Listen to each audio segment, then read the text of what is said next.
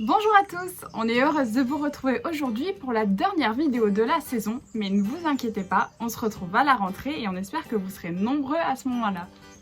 Dans cette vidéo, on va vous donner 5 règles d'or pour que vous passiez un super été sans prendre de risques. Règle numéro 1, rafraîchissez votre habitation. Est-ce que tu sais, Coralie, comment est-ce qu'on rafraîchit une maison ou un appartement ?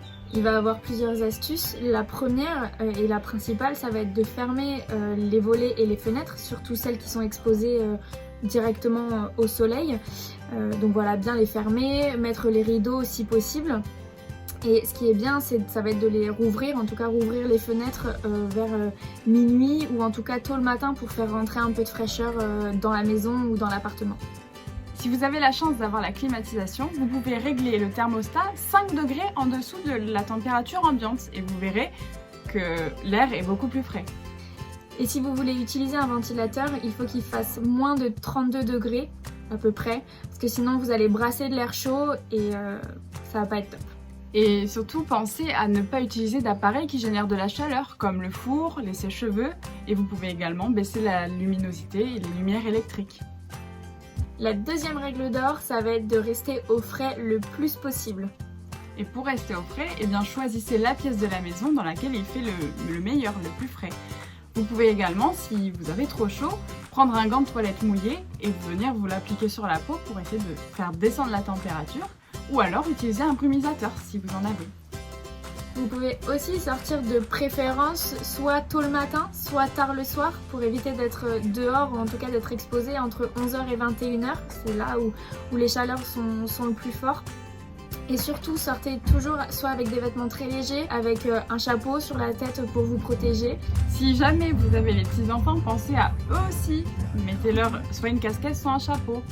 Surtout, pensez à rester à l'ombre le plus possible et évitez les activités qui demandent trop d'énergie. Par exemple, le jardinage. Le jardinage en plein soleil, il n'y a rien de plus dangereux.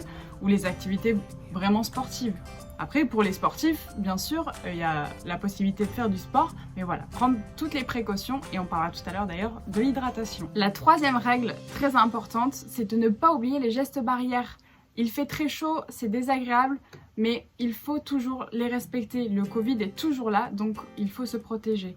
Est-ce que tu pourrais nous faire un petit rappel, s'il te plaît, des 3 plus importantes? Oui, donc il faut bien se laver les mains très régulièrement. Il faut porter le masque aussi, c'est une protection et pour vous et pour les autres. Et il faut toujours respecter le mètre de distance avec les autres. Voilà, c'est important de prendre soin de soi, mais de prendre soin des autres également. Et la quatrième règle, ça va être l'hydratation. Le plus important, ça va être de boire minimum 1,5 litre, voire 2 litres par jour. Si jamais vous sentez que vous voyez que la température de votre corps ne diminue pas, vous pouvez augmenter de 0,5 litres par jour. Surtout, n'hésitez pas à demander conseil à votre médecin, c'est important d'avoir un avis médical sur ces choses-là, que ce soit pour l'hydratation, mais pour tout ce qui concerne les bilans santé. Voilà. Autre chose de très important, on va éviter de boire de l'alcool, des sodas ou des choses très sucrées et tout ce qui est boisson à base de caféine, thé, toutes ces choses-là. Si jamais vous avez des difficultés à avaler des choses liquides, n'hésitez pas à vous hydrater avec des aliments, par exemple des fruits comme le melon, la pastèque ou encore des légumes. On adore le concombre en salade, c'est très frais, très hydratant. Les courgettes, les tomates, voilà, n'hésitez pas à vous faire un régime de fruits et légumes pour vous hydrater si vous n'aimez pas boire beaucoup d'eau.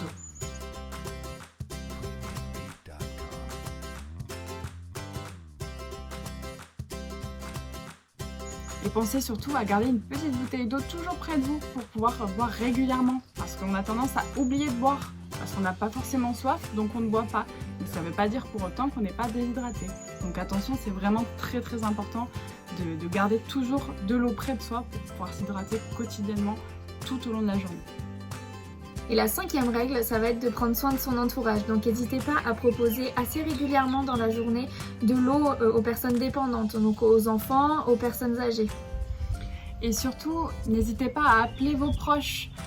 C'est important de prendre des nouvelles pour voir si tout va bien et aussi de les aider à s'informer sur les gestes à faire et à prendre en compte lors de ces grandes chaleurs.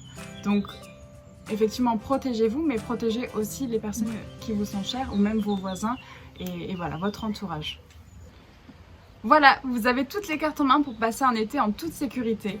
Donc merci à vous de nous avoir suivis sur cette dernière vidéo. N'hésitez pas à nous laisser un petit commentaire sous la vidéo ou à nous envoyer un mail sur question.prévenluis@gmail.com et on y répondra avec plaisir comme d'habitude.